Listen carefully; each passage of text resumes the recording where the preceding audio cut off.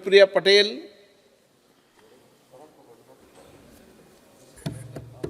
धन्यवाद अध्यक्ष महोदय। नए संसद भवन में 17वीं लोकसभा का ये अंतिम दिन, 5 साल हम लोगों के कैसे गुजर गए पता भी नहीं चला। किसी ने सही कहा है, वक्त गुजरते वक्त नहीं लगता। जो वक्त हमने पुरानी संसद से लेकर, जिसे आज हम संविधान सदन कह रहे हैं, वहां से लेकर यहाँ इस नई संसद में गुजारा, वो हम सब की यादों में कैद है। अध्यक्ष जी, 2024 के चुनाव परिणामों के बाद इस संसद की तस्वीर कैसी होगी, बदली होगी, हम इसके बारे में बहुत कुछ इस अवसर पर नहीं कहेंगे, लेकिन इतना ज़रूर कहेंगे कि हम सारे सांसद जिन्होंने संविधान सदन से लेकर इस नए सदन तक अपने 5 सालों का वक्त बिताया है, हम सभी के लिए जीवन के ये अविस्मरणीय यादगार पल हैं, जो हमेशा के लिए हम सब की यादों में कैद हो गए हैं। अध्यक्ष जी, आज के इस अंतिम दिन पर मैं आपको हृदय तल से आभार व्यक्त करना चाहती हूँ। मेरी पार्टी की ओर से हम 2 सांसद हैं, छोटी सी पार्टी है हमारी, हमारे दोनों सदस्यों की ओर से आपको हृदय तल से कृतज्ञता ज्ञापित करती हूँ। आपका हमें स्नेह मिला, आशीष मिला, संरक्षण मिला, कभी कभी थोड़ी डांट फटकार भी मिली। एक अभिभावक के रूप में हमारा भी अधिकार है और आपका भी कि आपके स्नेह के साथ आपका डांट, आपकी फटकार भी हम स्वीकार करें।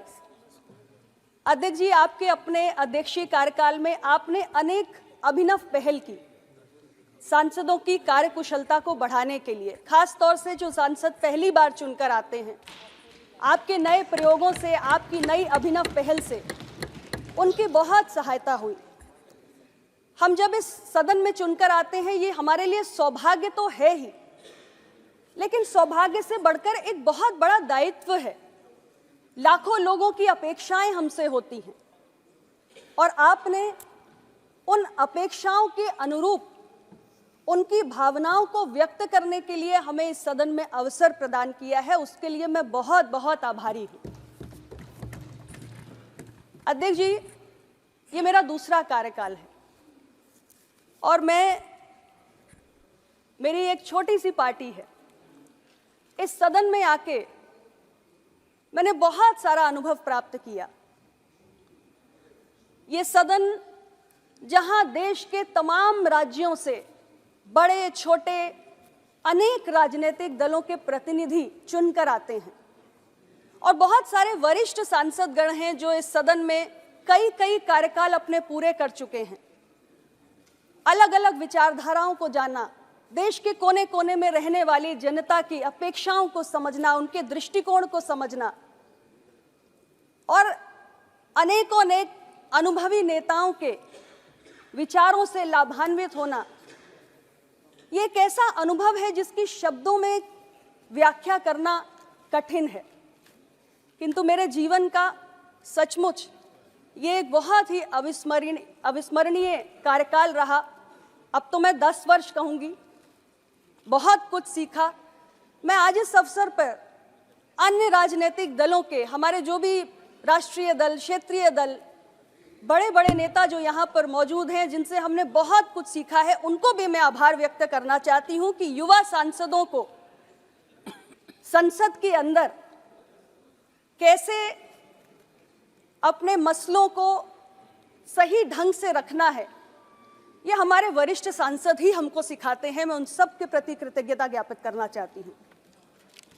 अध्यक्ष जी, वक्त दिखाई तो नहीं देता, लेकिन बहुत कुछ दिखा जाता है। 17वीं लोकसभा में हमारी इस संसद ने सरकार के बहुत सारे ऐतिहासिक निर्णयों को भी देखा। अभी हाल ही में हमारी सदन ने एक बहुत ऐतिहासिक कार्य किया। IPC, CrPC, Indian evidence act, अंग्रेजों की गुलामी के प्रतीक 1860 से उसका बोझ उठाए भारत के करोड़ों करोड़ नागरिक चल रहे थे। हमसे पहले किसी सरकार ने चिंता नहीं की।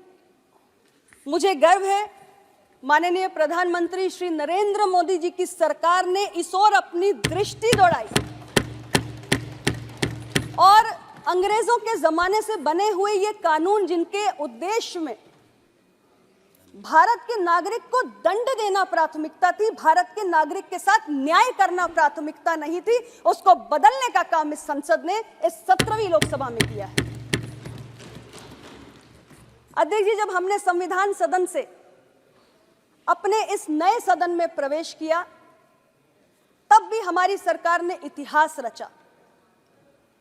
सालों से लंबित इस देश की आधी आबादी को न्याय और भागीदारी सुनिश्चित कराने के उद्देश्य से महिला आरक्षण विधेयक को पारित करने का काम हमारी एनडीए की सरकार ने प्रधानमंत्री नरेंद्र मोदी जी के नेतृत्व में किया और यह सदन उसका साक्षी है।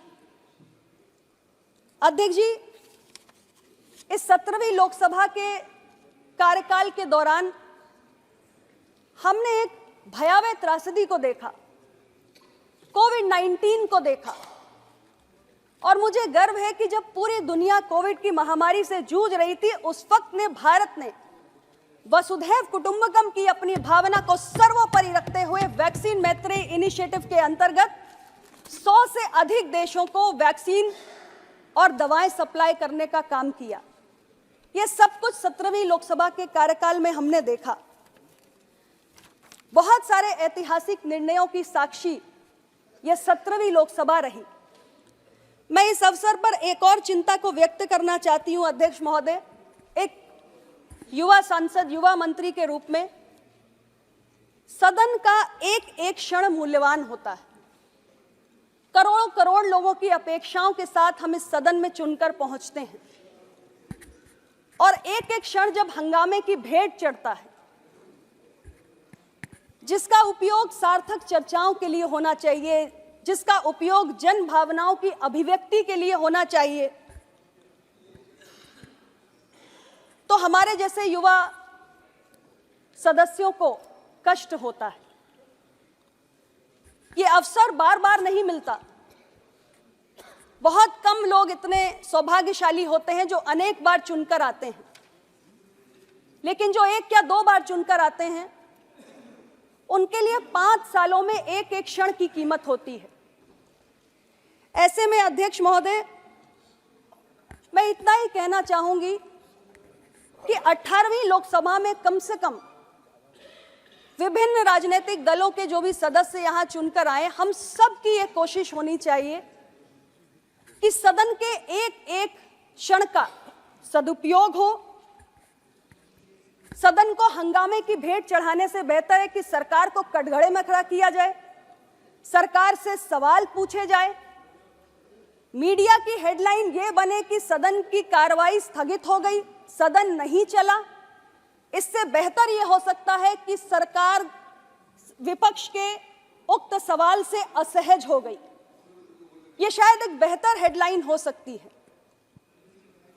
और ये एक ऐसी व्यवस्था है जिस पर सभी दलों को सामूहिक रूप से मंथन करने की, और जो हमारी संसदीय परंपराएं पटरी से उतर गई हैं, उन्हें पुनः पटरी पर लाने की जरूरत है, और इसके लिए सामूहिक चिंतन और सामूहिक संकल्प की आवश्यकता है। और मैं इतना ही कहना चाहूंगी अध्यक्ष महोदय कि 5 साल के लिए जब हम यहां आते हैं तो लाखों लोगों के प्रति हमारी जवाबदेही होती है, और इसलिए जब हम अपने समय का उपयोग सार्थक चर्चाओं के लिए करते हैं, जनता से जुड़े हुए उनके हित के मसलों को उठाते हैं, तो हम अपने उस दायित्व के साथ न्याय कर पाते हैं। जब सदन में प्रश्नकाल चलता है अध्यक्ष महोदय, कई बार हमने देखा कि प्रश्नकाल भी हंगामे की भेंट चढ़ गया। मैं आज 17वीं लोकसभा के अंतिम दिन अपनी भावना इस गरिमामय सदन के सभी सदस्यों के बीच रखना चाहती हूं कि अगर सदन में पूरी तरह हंगामे खत्म नहीं हो सकते तो कम से कम ये संकल्प जरूर होना चाहिए कि प्रश्नकाल किसी भी कीमत पर स्थगित ना हो, क्योंकि प्रश्नकाल एक ऐसा समय होता है जो मंत्री से लेकर विभाग के, मंत्रालय के छोटे बड़े हर अधिकारी को उसके माथे पर चिंता की लकीरें लाने का काम कर सकता है। और मैं तो समझती हूं कि विपक्ष के पास सबसे बड़ा हथियार प्रश्नकाल है। सरकार देश की जनता के प्रति जवाबदेह है, सरकार और बेहतर काम करे, इसका भी बहुत बड़ा हथियार प्रश्नकाल है। इसलिए कम से कम 18वीं लोकसभा में हम सभी को ये जरूर चिंता करनी चाहिए कि प्रश्नकाल स्थगित न हो। मुझे नहीं मालूम कि मेरी इस बात से कितने लोग सहमत होंगे, किंतु ये मेरी भावना थी जो मैं निष्पक्ष रूप से व्यक्त कर रही हूं।